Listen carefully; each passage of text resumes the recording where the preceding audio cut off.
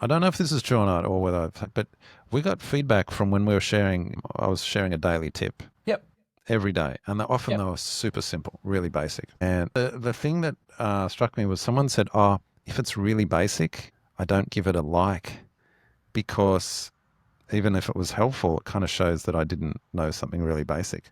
And yet, if I shared a tip that was kind of complex or looked kind of sophisticated, it would get heaps of likes. It's real sensitivity you've got to have with providing information so people can consume it in a way that they don't feel like they're giving up any status. I think it is providing value, but we've got to be sensitive to how they feel it makes them look.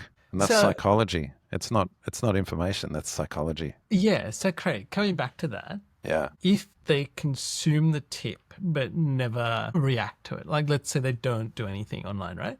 Yep. But I see the tip come out and I go, oh, that's really good. And I don't do anything. And I Yep. think this happens a lot because I know for a fact, like at Inbound, for example, people walking up to me and going, oh, I've been listening to you. And I have no idea who they are, right? I don't Mm. think they've interacted with anything that we've done, but they might have subscribed and listened to us. Now, people subscribe on the podcast or whatever player they're using. We Mm. don't know who they are. And so we do things like have a daily tip so we actually can understand who are the people we're serving, right? And I think that this is the other part, right? It's like you could be doing something and at a moment's notice it could shift if you ask the right question or you do something. Because I think we've seen that, like that episode that we did we talked about HubSpot Content Hub and Mm. WordPress. Now, when we started planning that episode, it was kind of like a deep dive on Content Hub, but I Mm. kind of felt because of all the questions we were getting, because a lot of our customers run WordPress, that was kind of like the most thing. It's like people ask the question, why would I shift off WordPress Mm. onto HubSpot?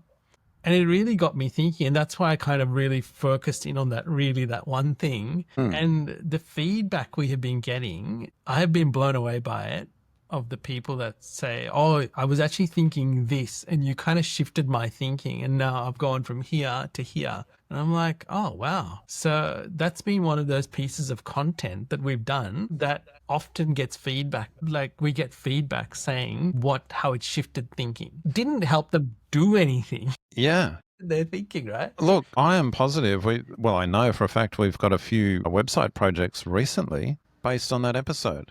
They said, oh, Correct. I listened to that episode and then I contacted you because Yeah. I hadn't really thought about it. I'm like, wow. So it's almost direct Yes. episode to revenue in the bank, solving a problem. Correct.